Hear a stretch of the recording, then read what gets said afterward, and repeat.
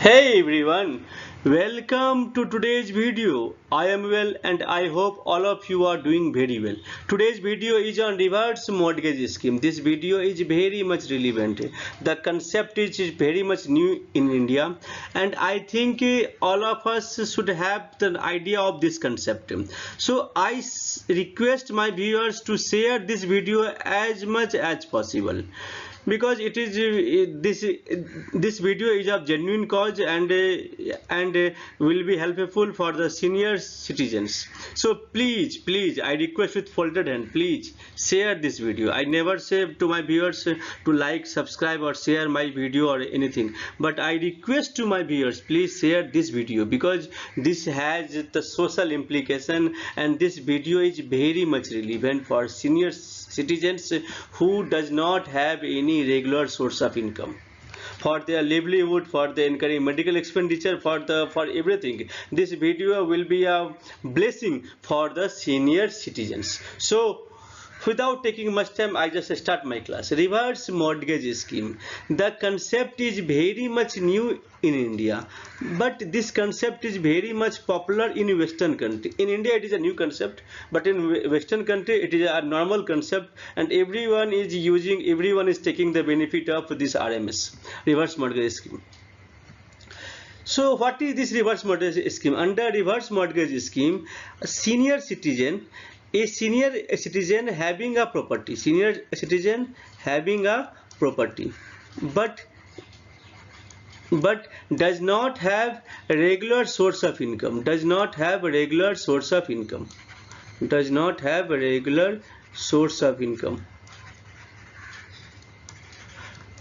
One of the condition to apply for reverse mortgage is that either you or your spouse, one of them, should be a senior citizen of India.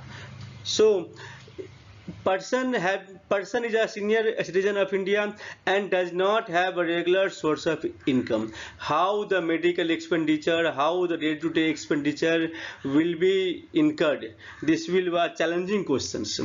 So this is the answer of this is that reverse mortgage scheme. The senior citizen having a property but does not have regular source of income, senior citizen mortgage that property to a bank, mortgage property to a bank. Bank gives lump sum payment as well as periodic monthly payment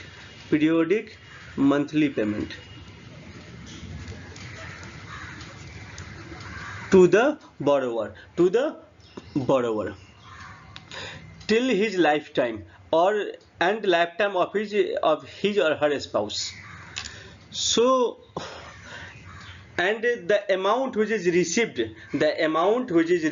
by the senior citizen is tax free, and during the lifetime of the person or his spouse is not required to repay the loan which was taken by giving the mortgaging of the property. बहुत ही simple concept है. क्या होता है, senior citizen जिनके पास house property है but कोई regular source of income नहीं है, तो उनका डे टू डे लाइफ के लिए, मेडिकल एक्सपेंडिचर के लिए, घर के खर्चे के लिए पैसे कहाँ से आएंगे? सीनियर सिटीजन क्या करेंगे, वो जाएंगे बैंक के पास, बैंक को जाके रिवर्स मॉर्गेज स्कीम में अप्लाई करेंगे. बैंक को जाके बोलेंगे कि ये मेरा प्रॉपर्टी को आप मॉर्गेज ले लीजिए, मेरा हाउस प्रॉपर्टी को आप मॉर्गेज ले लीजिए under reverse mortgage scheme. Banker क्या करेगा, बैंकर आपके प्रॉपर्टी को देखेगा और देखने के बाद प्रॉपर्टी को मॉर्गेज में ले लेगा. एक चीज मैं बीच में बोलना भूल गया था कि इसका एक ही कंडीशन है कि either of the individual, either spouse और self should be a senior citizen of India. तो अब क्या हुआ, अब जैसे ही सीनियर प्रॉपर्टी मॉर्गेज पर आप दे दोगे, बैंक क्या करेगा, बैंक आपको लमसम पेमेंट भी देगा या पीरियोडिक मंथली इंस्टॉलमेंट देगा. नॉर्मली पीरियोडिक मंथली इंस्टॉलमेंट आपको दिया जाएगा, depends on the terms of the contract with the bank. Bank आपको पीरियोडिक मंथली इंस्टॉलमेंट जैसे ईएमआई के रूप में होता है, आपके रेगुलर खर्च के लिए, एक्सपेंसेस के लिए आपको वो दिया जाएगा, और ये आपको सीनियर सिटीजन को रीपे नहीं करना है till during the life time of the senior citizen and his spouse और हर स्पाउस। लाइफ टाइम तक आप उसको रीपे नहीं कीजिएगा, लाइफ टाइम तक उसको रीपे नहीं कीजिएगा। This concept is reverse mortgage scheme after the death of the individual. और यदि सीनियर सिटीजन को लगता है कि वो इस मॉर्गेज को प्रॉपर्टी को किसी और जगह सेल कर देंगे, तो जो पैसा बैंक दिया था वो बैंक को रीपे करना पड़ेगा, नहीं तो उसके डेथ के बाद जो भी पैसा, जो भी प्रॉपर्टी को बैंकर ऑक्शन में डाल के बेच देगा, और जो भी पैसा बैंक का था वो बैंक अपना रिकवर कर लेगा, और बाकी पैसा उसके लीगल हेयर को दे दिया जाएगा यदि कुछ ऐसा एक्सेस रिकवर होता है तो। ये कंसेप्ट है रिवर्स मॉर्गेज स्कीम का। इसमें टैक्स का इम्प्लीकेशन क्या होता है, टैक्सेशन कैसे होते हैं, हम सब डील करेंगे in coming slides. So move to the next slide. हाँ, तो अब कंसेप्ट में क्या आता है देखिए, अब हम लोग इसको डील करेंगे।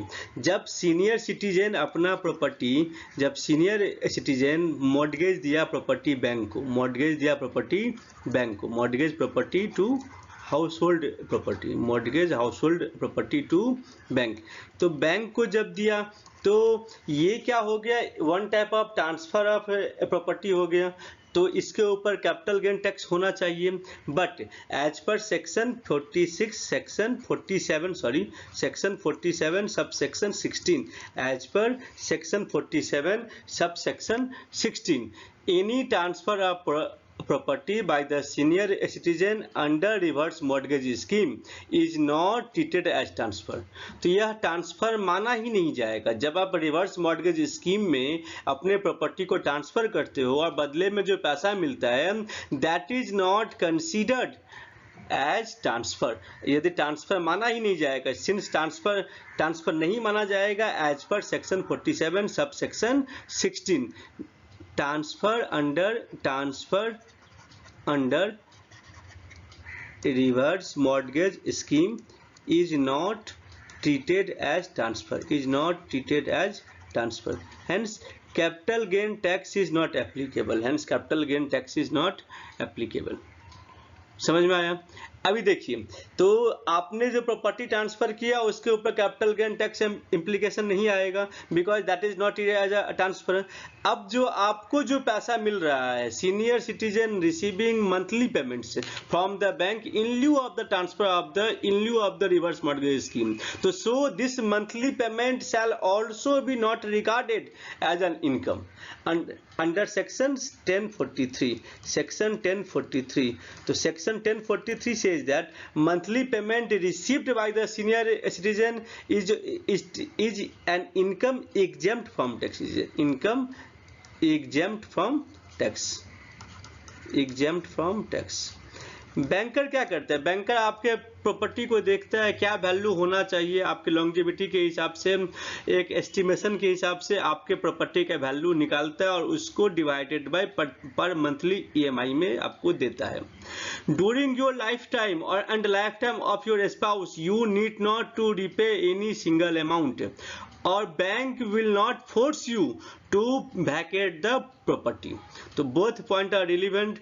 during your lifetime you need not to pay a single penny, and second thing, during your lifetime bank will not force you to vacate the property or to release the mortgage। got my point? अब क्या होगा, अब इसमें दो cases आएंगे, मैं next video में इसको डील करता हूँ, नेक्स्ट स्लाइड में देखिए। अब क्या होगा कि दो पार्ट आएंगे। फर्स्ट पार्ट ऐसा आएगा कि प्रॉपर्टी, आपको लगा कि आपने प्रॉपर्टी दिया, after 10 years you will find a better price. आपको लगा कि मैं रिवर्स मॉर्गेज स्कीम, मेरे पास पैसा आ गया है, बच्चे मेरे हेल्प कर रहे हैं, मुझे सब कोई देख रहा है, पैसा मेरे पास एफिशिएंट है, तो आप चाहोगे कि आप उस प्रॉपर्टी को सेल कर दो। तो जैसे आप प्रॉपर्टी को सेल करने के लिए जाओगे, you have to release the mortgage. तब आपको क्या करना पड़ेगा, इंटरेस्ट और प्रिंसिपल के साथ आपको पैसा पे करना पड़ेगा। ऐसा हो सकता है कि after your life, after the death of senior citizen के बाद जो उसके बच्चे हैं, जो लीगल हेयर है, वो क्या करेंगे, वो बैंक को बोलेंगे कि ये प्रॉपर्टी रिलीज कर दीजिए। तो बैंकर बोलेगा कि आप मेरा principal along with the interest आप मुझे पे कर दीजिए, प्रॉपर्टी आपको मैं दे दूंगा। समझ में आया? तो उस समय क्या होगा कि बच्चे उस प्रॉपर्टी को चाहे तो रिलीज कर सकते हैं और बाद में उसको सेल भी कर सकते हैं। इसमें एक बहुत इंटरेस्टिंग केस लॉ, हम लोग उस केस लॉ को भी डील करेंगे, आइए अब हम लोग देखते हैं कि कैपिटल गेन टैक्स कैसे निकाला जाएगा। कैपिटल गेन टैक्स तो कुछ भी नहीं है, टैक्स इम्प्लीकेशन क्या होगा उसको हम लोग थ्रू एन एग्जाम्पल समझते हैं। टैक्स इम्प्लीकेशन क्या होगा इस पूरे होल मैटर पर, उसको हम लोग एक एग्जाम्पल के थ्रू डील करते हैं। देखिए एग्जाम्पल मैं कर रहा हूं। Mister Jha purchased a house property in 1985 for rupees 2 lakh। एक आर्बिट्ररी सम मैंने अपने हिसाब से दिया आप लोगों को, and it's FMB means fair market value as on 1/4/2001 rupees 10 lakh. आप लोगों को पता है, आप यदि प्रॉपर्टी एक्वायर करते हो 1 अप्रैल 2001 से पहले, तो आपका जो FMB होगा, फेयर मार्केट वैल्यू होगा, उसी के ऊपर आपको इंडेक्सेशन का बेनिफिट मिलेगा। कैपिटल गेन के लिए 1/4/2001 का वैल्यू कंसीडर किया जाएगा। Got my point? If you acquired the property prior to 1/4/2001, then the value as on 1/4/2001 and the cost of acquisition acquired by you, whichever is higher, should be considered for the purpose of calculation of cost of acquisition and for indexation purpose also. अब क्या हो गया, mister Jha अकेले हैं बेचारे, ये इनका 2 लाख का वैल्यू है, FMB इनके प्रॉपर्टी का 10 लाख रुपीज का। मिस्टर झा क्या करते हैं, देखिए Mr. Jha had mortgaged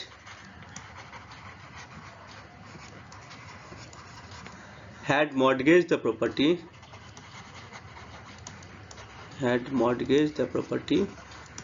to a bank under reverse mortgage scheme। समझ में आया? and has received a loan of rupees 40 lakh in monthly installments. This amount has been received by Mr. Jha in monthly installments on the property. The total principal amount is received is 40 lakh and interest on above and interest on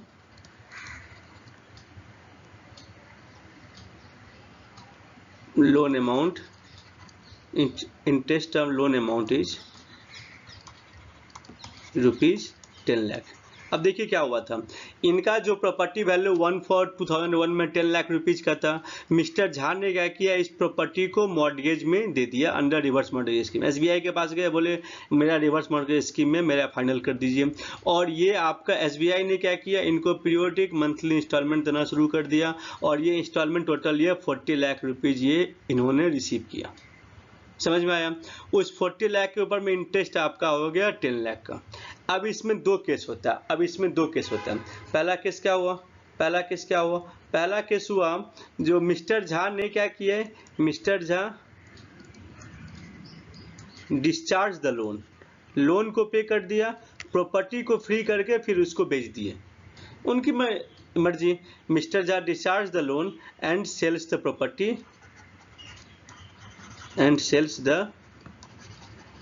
property at rupees 100 lakh. अब बताइए क्या होगा, क्या कि इन्होंने 100 लाख में अपने property को सेल कर दिया, 100 लाख में अपने प्रॉपर्टी को सेल कर दिए। उस केस में उस केस में लॉन्ग टर्म कैपिटल गेन कितना होगा? पहला बात देखिए, जब झा जी गए थे और मॉर्गेज और बैंक के लिए, जब बैंक के पास अपना प्रॉपर्टी रिवर्स मॉर्गेज स्कीम में दिए थे, और जब वो रिवर्स मॉर्गेज स्कीम में दिए थे, तो that is not treated as transfer under section 47 subsection 16। 47-16 में वो ट्रांसफर नहीं माना जाएगा, इसीलिए उनके ऊपर कैपिटल गेन इम्प्लीकेशन नहीं हुआ था। जो 40 लाख रुपीज बैंक इनको मंथली पे कर रहा है, वो भी इनकम नहीं माना जाएगा सेक्शन 10 सबसेक्शन 43 में। ठीक है, अब ये 50 लाख रुपीज जब रिसीव करते हैं, तो किसी एक बंदे ने कहा कि आप इस प्रॉपर्टी को 100 लाख रुपीज में बेच दीजिए। झा जी को लगा कि ठीक है 100 लाख में मैं इसको बेच दूंगा। तो 100 लाख में बेचने से पहले आपने जो मॉर्गेज लिए थे और इंटरेस्ट और प्रिंसिपल, वो आपको पे करना पड़ेगा। समझ गए? अब बताइए लॉन्ग टर्म कैपिटल गेन कितना होगा मिस्टर झा के हैंड में? मिस्टर झा के हैंड में लॉन्ग टर्म कैपिटल गेन होगा, पहला तो आपका होगा फुल वैल्यू कंसिडरेशन, जो आपको 100 लाख रुपए मिल रहा है। ठीक है, और लेस आपका क्या बताइए, तो लेस आपका होगा indexed cost of acquisition. Indexed cost of acquisition कितना होगा? वैल्यू कब था? 141 को 10 लाख रुपीज था। सपोज करो ये सेल कर रहे हैं एग्जांपल के लिए 30 अप्रैल 2022, 30 अप्रैल 2022 को सेल कर रहे हैं, तो हमको देखना पड़ेगा कि 22-23 का इंडेक्सेशन कितना था। 22-23 का 22-23 का how much the indexation? Indexation is 331। And 2001-2 का इंडेक्सेशन कितना था? 2001 टू इंडेक्सेशन इज 100। तो मल्टीप्लाई करके हम लोग इंडेक्सेशन बेनिफिट झा को मिल जाएगा। तो total is 33.10 lakh. Total is 33.10 lakh. The difference amount 66.90 lakh 66.90 lakh is long term capital gain in the hands of Mr. Jha. Long term capital gain in the hands of Mr. Jha. I think this point आप लोग को समझ में आ गया होगा। मैं फिर से इसका केस 2 को डील करता हूं। देखिए केस 2 में क्या बोला गया है। 1 मिनट, नेट का इशू है। देखिए केस 2 में क्या बोला है, एक बार मैं आपको फिर से बोलता हूं। झा के पास जो प्रॉपर्टी है वो 1/4/2001 को वैल्यू आपका है 10 लाख रुपीज का। समझ में आया? और उन्होंने रिवर्स मॉर्गेज स्कीम के थ्रू टोटल पैसा उठाए 40 लाख रुपीज, और उसके ऊपर इंटरेस्ट हुआ 10 लाख रुपीज का। ठीक है, इतना 40 लाख और 10 लाख के बाद mister Jha died. Mister Jha died and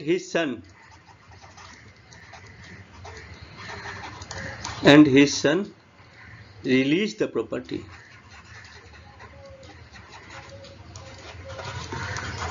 His son released the property and sells the property at a rate of rupees 100 lakh. क्या हुआ? मिस्टर झा के जानने के बाद जो उनके बेटे थे, उन्होंने क्या किया, प्रॉपर्टी को रिलीज कर लिया और उसको फिर 100 लाख रुपीज में बेच दिया। तो इस केस में मिस्टर झा के बेटे के हैंड में कैपिटल गेन क्या इंप्लीकेशन आएगा, आइए हम लोग उसको देखते हैं। देखिए उस केस में हम लोग कैसे निकालेंगे कैपिटल गेन में। पहला पॉइंट क्या होता है, full value consideration. Full value consideration is 100 lakh. Less क्या होगा बताइए, तो लेस क्या होगा? लेस आपका होगा indexed cost of acquisition. Indexed cost of acquisition जो हम लोग लास्ट सम में निकाले थे 33.10 लाख। उसके बाद क्या होगा? उसके बाद आपका आएगा cost of improvement. Mister Jha के जो बच्चे थे जिन्होंने बैंक को पे करने के बाद प्रॉपर्टी को रिलीज किया था, तो वो that amount is treated as cost of improvement, and the cost of improvement is 50 lakh rupees.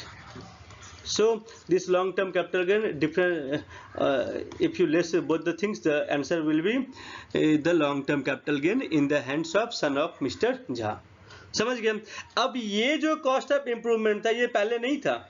ये कॉस्ट ऑफ इम्प्रूवमेंट का कंसेप्ट ये पहले नहीं था। जो आप 40 लाख रुपीज का प्रिंसिपल और 10 लाख का जो इंटरेस्ट दिए हो, 50 लाख जो आप पे कर रहे हो, ये कॉस्ट ऑफ इम्प्रूवमेंट का कंसेप्ट पहले नहीं था। बट एक सुप्रीम कोर्ट का जजमेंट है, judgment of supreme court, note कर लीजिएगा प्लीज। RM अरुणाचलम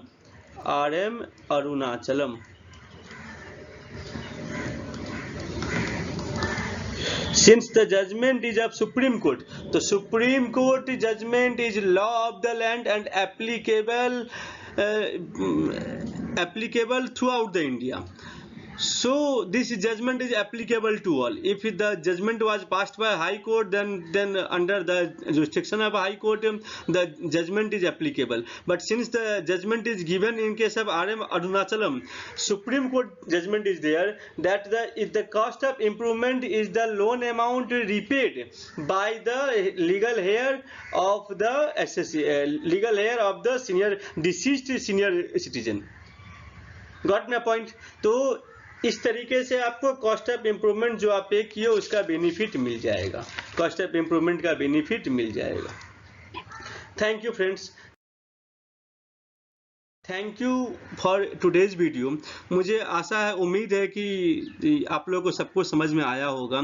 यह बहुत ही रिलेवेंट कंसेप्ट है उन सभी फैमिली के लिए, उन सभी सीनियर सिटीजन्स के लिए जिनके पास कोई रेगुलर सोर्स ऑफ इनकम नहीं होता है, जिनके पास कोई रेगुलर सोर्स ऑफ इनकम नहीं होता है, उनके लिए ये वीडियो बहुत ही रिलेवेंट होने वाला है. इंडिया में पहले उतना एप्लीकेबल नहीं था, बट इंडिया में अभी ये राइट नाउ ये बहुत अधिक ये पॉपुलर हो रहा है आस्ते आस्ते. सो इसलिए मुझे लगा कि इसका आइडिया सभी को होना चाहिए. That's why I have made a video on this and shared with my viewers. अच्छा, सेकंड थिंग ये आपका होता है कि ये एग्जाम पर्पस के लिए, सीए इंटर और सीए फाइनल के एग्जाम्स के लिए भी बहुत रिलेवेंट है. 2017-18 में एग्जाम आया था रिवर्स मॉर्गेज स्कीम को लेकर. तो अप टू दिस मुझे लगता है कि मेरे इस वीडियो के बाद मेरे सीए इंटर सीए फाइनल के बच्चे को कोई समस्या नहीं होगी to apply the concept and get the right answer. और सेकंड थिंग, जो भी मेरे व्यूअर्स है वो कभी इसके लिए अप्लाई करना चाहते हैं तो उनको भी बहुत बेनिफिट होगा. और बैंक इसमें इजीली लोन दे देता है क्योंकि बैंक आपके प्रॉपर्टी को मॉर्गेज रख रहा है और मॉर्गेज और प्रॉपर्टी का वैल्यू हमेशा इंक्रीज होते रहता है. ठीक है, तो सो इसी कारण से बहुत अधिक ही रिलीवेंट है. इन स्पाइट ऑफ दैट, यदि आपको अंडरस्टैंडिंग में फिर भी यदि कोई प्रॉब्लम है तो you can send mail. My mail I D is mjha.classes.ca.cma@gmail.com. आप काइंडली कमेंट में करके बताइएगा कि आपको ये वीडियो कैसा लगा. I love to read your comment. Thank you very much. Thank you friends. Thank you.